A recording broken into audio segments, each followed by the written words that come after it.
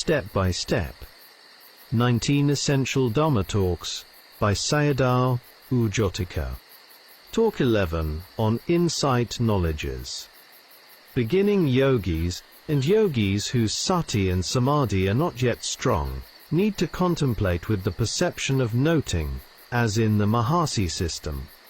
When sati and samadhi become well established, one can contemplate directly the arising objects without verbal noting. However, with refined objects and insufficient mindfulness, the yogi may slip into torpor. Therefore it is important to contemplate whatever phenomena arise, not only defilements such as greed, lobha, and anger, dosa. Contemplating refined objects incorrectly leads to wrong view and delusion. For example, merely hearing a sound without contemplation becomes wrong view. Not contemplating it becomes delusion. At the knowledge of rise and fall, anicca is known in an inclusive way. When dissolutions are seen clearly in sections, this is bhanga-gnana. It is no longer like the earlier crumbling or collapsing experience, such as sesame seeds bursting in a hot pan, as explained previously in Talk 10. When the vanishing is seen clearly, the arising again also becomes clear. In this way, one is freed from ucceda ditthi, the view of annihilation. Even at the stage of knowledge of disenchantment, one is still seeing only anicca.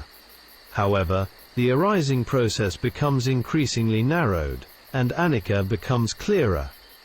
The yogi must continue to put forth effort in all four postures, and the desire for deliverance of the mind will naturally arise. Whether the eyes are closed or open, the yogi continually sees anicca. It feels as though he is encircled by fire. A strong desire arises to see the place where dukkha ceases. Previously seeing anicca felt pleasurable and even thrilling. Now there is no desire for it. Instead there is a wish to be freed from anicca itself. A change in knowledge is a change in the nature of the mind. In reality, the entire process of knowledge is itself anicca. Mogok Sayadaw repeatedly warned practitioners not to take pleasure in these experiences, because attachment to them can block realization. Whatever is occurring here is still only anicca and still dukkha. Path knowledge has not yet arisen. Insight can still fall back at this stage. For example, when one stops practicing due to weariness or discouragement.